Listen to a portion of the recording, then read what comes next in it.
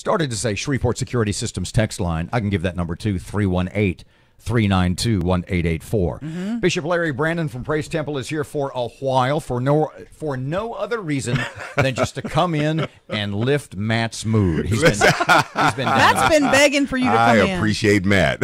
When we went to the Goodwill, we saw you last at the right. Goodwill luncheon. And it was a pleasure seeing you both. Last Thursday. That's right, last Thursday. And before we left, Matt said, if you don't have Larry come in, oh, wow. soon, I lose my mind. Matt's my brother. Well, I threatened to quit if they didn't get you in here soon. Yeah. I'm surprised they did, actually. So is that what they're asking for? Yeah. Employment for you earlier? Yeah, he needs a job. Let's start. I want to go there. Let's start with a very serious topic, and I'm not trying to put the brakes on the mood, but you started to talk to Larry off the air on this topic, and I said, no. What's our first? Keep it on the radio. Keep it on the radio. So go ahead. I saw a clip, I'm not sure which TV station, from Mayor Ollie Tyler, and it comes on the heels of a really violent weekend. And she said, we need to get our church leaders, our civic organizations, like our neighborhood groups, we need to get them all together and work on a solution to the violence in Shreveport. Larry, you and I, we've talked about this ad nauseum, and nothing seems to change. Larry, we have a 4-year-old shot and killed in his car. It's just so heart-wrenching to even hear about that. And, of course, I believe that we're better together. And I agree with our mayor. We do need to come together a little bit more than we do. And not only the preachers, the churches, and the community organizations, but the police and the public servants, politicians as well. We all need to come together. But again, it begins in the home. Evil has been around since Eve ate the fruit. So it's important for us to help with our parents, teaching, my ministry is from the cradle to the grave. And it's important for us to work in our homes. And then, unfortunately, there's some children that are raising themselves, but there's some older person in the neighborhood, some older person in the community that I would encourage to reach out. Let's be our brother's keeper. Let's be neighborly, and we don't have that anymore. And I believe, with these games, PlayStations, Xbox, and what have you, we've lost a sense of community, and the social skills are not there as they should be.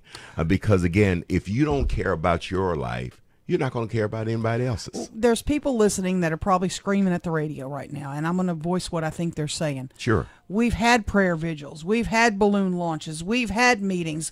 We've done all that. Pardon me, let me interject. People with guns don't go to prayer vigils. Absolutely. No, they don't. They don't go to marches. The people that are going to show up at these meetings, you're preaching to the choir. True.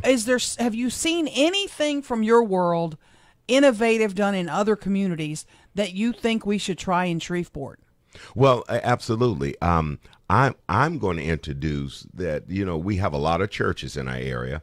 If all of our churches would take maybe 1 square mile, and you be responsible for that 1 square mile within your community. And do what? Install cameras? Go door to door? No, go door to door. Work with the other churches. Go door to door. Meet the community and talk about the violence and ask questions. What are your needs? What can we do? And I guarantee you, when you have that type of activity, that people will think twice before there's a lot of shootings, if you have a lot of activities. And then even the patrol officers, I'm grateful for our sheriffs and our police department. They're doing the best they can. And I would encourage maybe, and I know the finance is possibly low and I haven't had the discussion, but, street beats again, maybe walking the streets. Instead of riding, past certain areas, maybe the police walk in the streets along with the community leaders and even our public servants. Because, again,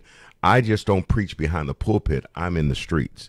And it's important even for our public servants, to hit the streets as well, not just during campaign season. Or when a child is shot and killed. Absolutely. Mm-hmm. But to really walk the streets and hand in hand, if you would, metaphorically speaking. And I think if we have more of it. But then also we have to look at it that Shreveport is a great place to live. Shreveport and Bossier City, great places to live. Shreveport is not the only place that's suffering violence. There's violence happening all over the country, untold.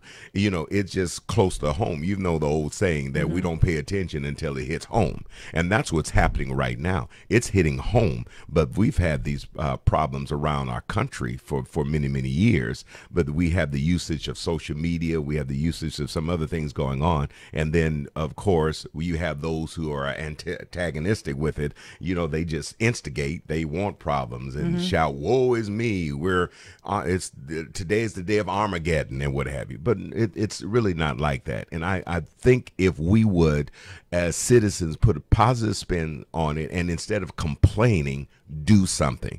And that's what I share with Praise Temple. Let's not complain about our problems. Let's do something about it. Speaking of doing something about it, and you've talked about it ad nauseum, is children raising themselves. Absolutely. I mean, oh my God. And kids in gangs are basically kids raising themselves. Absolutely. Well, don't tell me that children need discipline and then they join gangs. You know, if you join a gang, there's discipline. There's a hierarchy. There's organization or what have you. And so they're children. They're looking for family, man. Someone to care. You know, one of the rabbis, Rabbi Sachs says, I don't want you to agree with me. I want you to care about me. And there's children out there looking for people to care.